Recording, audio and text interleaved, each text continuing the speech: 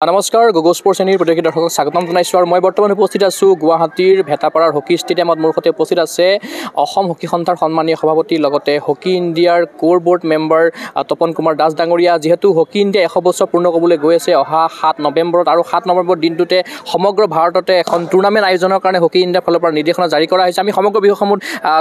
তপন কুমাৰ দাস ডাঙৰীয়াৰ পৰা জানিব বিচাৰিছোঁ। আপোনাক অভিনন্দন জ্ঞাপন কৰিছোঁ আৰু লগতে আমাৰ স্বাগতম জনাইছোঁ। যিহেতু এটা হকী ইণ্ডিয়াৰ ফালৰ পৰা এটা নিৰ্দেশনা জাৰি কৰা হৈছে ভাৰতবৰ্ষৰ সমগ্ৰ জিলাসমূহক লৈ, আপুনি তাৰ বিষয়ে কি ক'ব? ইতিমধ্যে আমি হকী ইণ্ডিয়াই এইবাৰ ইণ্ডিয়াত আমাৰ হকী যি খেল আৰম্ভ হৈছিল 1925 চনৰ 7 নৱেম্বৰৰ দিনটোত, সেই দিনটোত আমি অহা 7 নৱেম্বৰত 100 বছৰ পূৰ্ণ হ'ব।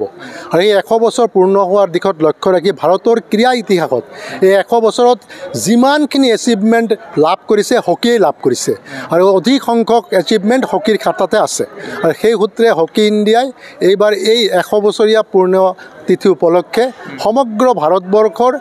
প্ৰায় 500ৰো অধিক ডিষ্ট্ৰিক্টত একেদিনাখনে পুৰুষ আৰু মহিলাৰ এখন ফ্ৰেণ্ডশ্বিপ মেচ হকী খেল পাতি আৰু সেই মেচৰ ইতিবৃত্তসমূহ আমি এটা যিটো গ্ৰীনিজ বুক ৱৰ্ল্ড ৰেকৰ্ড সেইটো প্ৰতিষ্ঠা কৰিবলৈ আমি আগবাঢ়ি গৈছোঁ। আৰু এই ক্ষেত্ৰখনত আমাৰ হকী ইণ্ডিয়াই ইতিমধ্যে প্ৰত্যেক ষ্টেটত নিৰ্দেশনা দিছে যে প্ৰত্যেক ষ্টেটে যাতে এই খেল অনুষ্ঠিত কৰি আৰু সেই যিসকল খেলুৱৈ ভাগ ল'ব সেইসকলক গুগল মেটত তেওঁলোকৰ নাম 15 দিনৰ আগতে অন্তৰ্ভুক্ত কৰিবৰ কাৰণে এটা ফৰ্মেট প্ৰদান কৰা হৈছে। আৰু মই আশা কৰিছোঁ আমাৰ অসমৰো প্ৰায় প্ৰত্যেক জিলাত এই খেল অনুষ্ঠিত হ'ব। ইতিমধ্যে অসম হকী ইয়াৰ ব্যৱস্থাপনা লৈছে আৰু এই খেল আয়োজন কৰাৰ ক্ষেত্ৰত হকী ইণ্ডিয়াই ইতিমধ্যে প্ৰত্যেক জিলাত 5,000 টকাকৈ খেলখনৰ বাবে দিছে, অকল খেলৰ কাৰণে ৰিফ্ৰেছমেণ্টৰ কাৰণে দিছে। আৰু যোনে এই খেল সুন্দৰভাৱে আয়োজন কৰিব পৰৱৰ্তী সময়ত অতি সোনকালে সেই জিলাসমূহক হকী ইণ্ডিয়া 1 লাখ টকাকৈ প্ৰত্যেক জিলাক দিবলৈ এটা সিদ্ধান্ত গ্ৰহণ কৰা হৈছে। মই ভাবোঁ এটা সুন্দৰ দিন আৰু সেই দিনলৈ অসমে এটা সুন্দৰ পাৰ্ট ল'ব আৰু ভাৰতবৰ্ষৰ যি একেলগে 36,000ৰো অধিক খেলুৱৈ ভাগ ল'ব সেই দিনটোলৈ আমি অসমেও অপেক্ষাত বাট চাই আছোঁ। অসম হকী সন্থাৰ তত্বাৱধানত বা অধীনত কেইখন জিলা আছে বা কিমানখন ডিষ্ট্ৰিক্ট ৰেডি হৈছে বা কিমান খেলুৱৈ ৰেডি হৈ আছে আপোনালোকৰ? ইতিমধ্যে আমাৰ এফিলেটেড ইউনিট হিচাপে 28টা ডিষ্ট্ৰিক্টৰ আমি এফিলেটেড দিছোঁ, যদিও তাৰ মাজতে 24টা জিলা ইতিমধ্যে সাজু হৈ আছে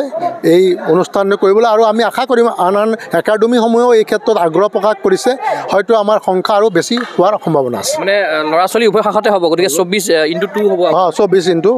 হ'ব। হয়, যিহেতু 100 বছৰ সম্পূৰ্ণ ক'বলৈ গৈ আছে, গতিকে হকী ইণ্ডিয়াৰ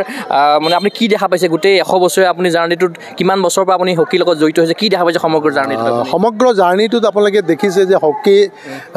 ইণ্ডিয়া যেতিয়া গঠন হৈছিলে 1925 চনৰ পৰা এই দীঘলীয়া অলিম্পিকৰ যাত্ৰাত আমাৰ মানে স্বৰ্ণপদক জয়ৰ পৰা আৰম্ভ কৰি প্ৰায় 13টাকৈ মেডেল অলিম্পিকৰ কডিয়ামত পাইছিলে, গ'ল্ড চিলভাৰ ব্ৰঞ্জ মেডেল লৈ। আৰু তাৰ লগে লগে চেম্পিয়নছ ট্ৰফি এছিয়ান গেম কিমান সংখ্যক পদক আনিছে তাৰ সীমা সংখ্যা নাই। আৰু এই পদকৰ শাৰীত বৰ্তমান 100 বছৰ পূৰ্ণ কৰাত যি এচিভমেণ্ট অফ ইণ্ডিয়ান হকী সেইটোৰ ক্ষেত্ৰত ভাৰতবৰ্ষৰ এটাই গেম জীয়াই আছে, এইটো হকী। হকীয়ে 100 বছৰত যিমান এচিভমেণ্ট কৰিছে ভাৰতৰ কাৰণে হয়তো কোনো ইভেণ্টে ইমান আনিব পৰা নাই, সক্ষম হোৱা নাই। মই আশা কৰিছোঁ আগন্তুক দিনতো হকীয়ে এটা সুন্দৰ জয়যাত্ৰা অব্যাহত ৰাখিছে হকী ইণ্ডিয়াৰ তত্ত্বাৱধানত। অহা এছিয়ান গেমছ, অহা অলিম্পিকতো ভাৰতে সেই বিজয় ধ্বজা অৰ্জন ৰাখিবলৈ সক্ষম হ'ব। এই টুৰ্ণামেণ্টখন কিন্তু অনুষ্ঠিত হ'ব, কোনোবা বিশিষ্ট অতিথি হিচাপে ফেডাৰেশ্যনৰ তৰফৰ পৰা কোনোবা ব্যক্তি ইয়াতে উপস্থিত হোৱাৰ কথা আছে নেকি? নহয়, আমাৰ স্থানীয় যিসকল বিধায়ক আছে, MP আছে, জিলা প্ৰশাসক আছে, সকলোকে অন্তৰ্ভুক্ত কৰিবৰ কাৰণে ইতিমধ্যে আমাৰ হকী ইণ্ডিয়া নিৰ্দেশনা দিছে। তাৰ লগে লগে দিল্লীত হকী ইণ্ডিয়াই যিটো খেল আয়োজন কৰিব তাত প্ৰায় সংখ্যক মন্ত্ৰী বিধায়ক MPয়ে ভাগ ল'ব বুলি আমি জানিব পাৰিছোঁ। আমি অসমেও চিন্তা কৰিছোঁ যে প্ৰত্যেক জিলাত তেওঁলোকৰ স্থানীয় MLA, মন্ত্ৰী আৰু জিলাৰ আয়ুক্ত, আৰক্ষী অধীক্ষক যিমান সংখ্যক বিষয়ববীয়া থাকে যিমান পাৰে তেওঁলোকক ইনভলভ কৰিবৰ কাৰণে ইতিমধ্যে আমাক নিৰ্দেশনা প্ৰেৰণ কৰিছে। আমি অতি সোনকালে আমাৰ জিলাসমূহত সেই নিৰ্দেশনা প্ৰেৰণ কৰিবলৈ সাজু হৈছোঁ। আৰু ইণ্ডিয়া টীমটো শেহতীয়াভাৱে সুন্দৰ প্ৰদৰ্শন আগবঢ়াইছিলে এছিয়া কাপতে হওক বা বিভিন্ন টুৰ্ণামেণ্টত হওক, গতিকে ইণ্ডিয়াও বিশ্বত অপ্ৰতিৰোধ হৈ আছে হকী ক্ষেত্ৰতো। এতিয়া বৰ্তমানে হকীৰ বুলি ক'লে ইণ্ডিয়াৰ পজিশ্যনটো খুব ভাল, ৱৰ্ল্ডত 3 নম্বৰ 4 নম্বৰ পজিশ্যনত খুব জিলিকি উঠিছে। আৰু ভাৰতবৰ্ষতো হকীৰ প্ৰসাৰ আৰু প্ৰচাৰ দ্ৰুতগতিত আগবাঢ়িছে। যিমান জিলা, যিমান ৰাজ্য, যিমান পঞ্চায়তৰ লেভেলতো আজি হকী আগবাঢ়ি গৈছে মই ভাবোঁ যে বিভিন্ন ৰাজ্যৰ চৰকাৰসমূহে যি প্ৰাধান্য দিছে বিশেষকৈ শেহতীয়াকৈ বিহাৰত দুবাৰকৈ এছিয়ান চেম্পিয়নশ্বিপ আয়োজন কৰিছে আৰু চেন্নাইত শেহতীয়াকৈ এছিয়া চেম্পিয়নশ্বিপ পতাৰ লগে লগে এইবাৰ জুনিয়ৰ ৱৰ্ল্ড কাপ দলে খেল আয়োজন কৰিব যি 24টা কাণ্ট্ৰিয়ে ভাগ ল'ব তাৰ লগে লগে আমি আগন্তুক এছিয়ান গেমছ টকিঅ'ত হ'ব তাৰপিছত লছ এঞ্জেলেছত 2028ত অলিম্পিক হ'ব গোটেই প্ৰস্তুতি ভাৰতৰ কাৰণে সম্পূৰ্ণ হৈ উঠিছে আৰু আমাৰ ভাৰতৰ হকী দলটোৱে খুব আত্মবিশ্বাসী যে এইবাৰ যি খেলেই নহওক ভাৰতে পদক জয় কৰি আনিবলৈ ভাৰতৰ কাৰণে সক্ষম হয় 100 বছৰ পূৰ্ণ হোৱাৰ পাছত হকী ইণ্ডিয়াৰ তৰফৰ পৰা যিটো মানে আয়োজন কৰিবৰ কাৰণে গৈছে সমগ্ৰ ভাৰতবৰ্ষতে প্ৰতি জিলাই টুৰ্ণামেণ্ট আয়োজন কৰিব গৈছে তাৰ ফলত ভাৰতত বা অসমত কেনেকুৱা ধৰণে প্ৰভাৱিত হ'ব বুলি ভাবিছে হকী ক্ষেত্ৰখন মই ভাবোঁ যে অসমৰ ইতিমধ্যে হকীৰ প্ৰাধান্যতা হৈছে যে অসমৰ চৰকাৰে মাননীয় মুখ্যমন্ত্ৰী ডাঙৰীয়াৰ নেতৃত্বত হকীক যথেষ্ট প্ৰাধান্য দিয়া হৈছে আৰু মই ভাবোঁ যে হকী পূৰ্বতে যিমান সীমাবদ্ধতা আছিল তাৰ সীমাবদ্ধতা চেৰাই এতিয়া অসমৰ প্ৰায়কেইটা ডিষ্ট্ৰিক্টেই হকী খেলক লৈ আগ্ৰহ আৰু হকী খেলিলেই যে ভাৰতৰ সুনাম অক্ষুণ্ণ ৰাখিব পাৰে হকীয়ে যে একমাত্ৰ টিম গেম যি অলিম্পিক চাৰ্টাৰৰ টিম গেম যি বিশ্ব দৰবাৰত পদক আনি ভাৰতক সুনাম কঢ়িয়াই আনিব পাৰে আৰু যিসকলে এই টুৰ্ণামেণ্টসমূহত ভাগ ল'ব বিচাৰিব যিহেতু আপুনি কেইবাখনো জিলাৰ কথা উল্লেখ কৰিছে আমাৰ অসমৰ গতিকে সেইসকল খেলুৱৈক উদ্দেশ্যে আপুনি কিবা পৰামৰ্শ বা কিবা মেছেজ দিব বিচাৰিব নি আমাক গছ পচনি এটাই মেছেজ দিব বিচাৰিম আজিৰ প্ৰজন্মই এই পুনৰ 100 বছৰ আকলৈ 100 বছৰ পোৱাটো সম্ভৱ নহয় সেই সূত্ৰে যিমান হকী খেলুৱৈ প্ৰাক্তন নতুন যিমান আছে পুৰুষ মহিলা সকলোৱে যাতে এই গিনিজ বুক ৰেকৰ্ডৰ 100 বছৰত তেওঁলোকে সন্নিৱিষ্ট হয় এই ইতিহাস যাতে তেওঁলোকে আহি অহা পুৰা আগৰ প্ৰজন্মই তেওঁলোকক চিনাক্ত কৰিব পাৰে কিদৰে প্ৰচেছত আগবাঢ়িব লাগিব খেলুৱৈসকল যদি খেলুৱৈসকলে আহিবৰ কাৰণে আমাৰ গুগল মেটত যিখিনি ফৰ্মেট ইতিমধ্যে আহিছে সেই ফৰ্মেট আমি জিলালৈ পঠাম আৰু এই জিলাসমূহে খেল 7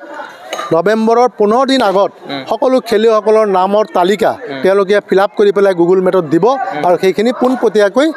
আমাৰ হকী ইণ্ডিয়ালৈ যাব হকী ইণ্ডিয়াটো গিনিজ ৱৰ্ল্ড ৰেকৰ্ডলৈ প্ৰেৰণ কৰিব নিশ্চয়কৈ আপোনাক ধন্যবাদ জ্ঞাপন কৰিছোঁ এয়া আছিল অসম হকী সন্থাৰ সন্মানীয় সভাপতি তপন কুমাৰ দাস ডাঙৰীয়া ইতিমধ্যে সকলোৱে গম পাইছে অহা 7 নৱেম্বৰ দিনটোত হকী ইণ্ডিয়াই 100 বছৰ পূৰ্ণ কৰিব আৰু 100 বছৰ পূৰ্ণ কৰাৰ পাছত দিনটোতে সমগ্ৰ ভাৰতবৰ্ষতে প্ৰতি জিলাত 100সংখ্যক টুৰ্ণামেণ্ট আয়োজনৰ কাৰণে হকী ইণ্ডিয়াৰ তৰফৰ পৰা নিৰ্দেশনা জাৰি কৰা হৈছে আমি আশা কৰিম হকী ইণ্ডিয়াই যিটো পদক্ষেপ গ্ৰহণ কৰিছে এক সুন্দৰ পদক্ষেপ আৰু ভাৰতবৰ্ষতে হকী ইণ্ডিয়াই এক ইতিহাস ৰচনা কৰিবলৈ গৈ আছে আমি আশা কৰিম সেই সাফল্যমণ্ডিত হওক সেই আশাৰে মই চিন্ময় কুমাৰ বৰাই এই অনুষ্ঠান বা বিদ্যালয়টো চাই থাকিব গছ পচেনি ধন্যবাদ ফিজিকেল এডুকেশ্যন বিষয়ত ডিগ্ৰী পাঠ্যক্ৰমৰ কাৰণে অসম তথা উত্তৰ পূৰ্বাঞ্চলৰ প্ৰথমখন শিক্ষানুষ্ঠান অভিৰুচি ইনষ্টিটিউট অৱ ফিজিকেল এডুকেশ্যন 2 বছৰীয়া ফিজিকেল এডুকেশ্যনৰ BPEd পাঠ্যক্ৰম আৰু 4 বছৰীয়া BPES পাঠ্যক্ৰমৰ বাবে নামভৰ্তি চলি আছে বিতংকৈ জানিবৰ বাবে আজি যোগাযোগ কৰক যোগাযোগৰ নম্বৰসমূহ হৈছে 9435100098 7002233540 88765210998 website www.aipguwahati.in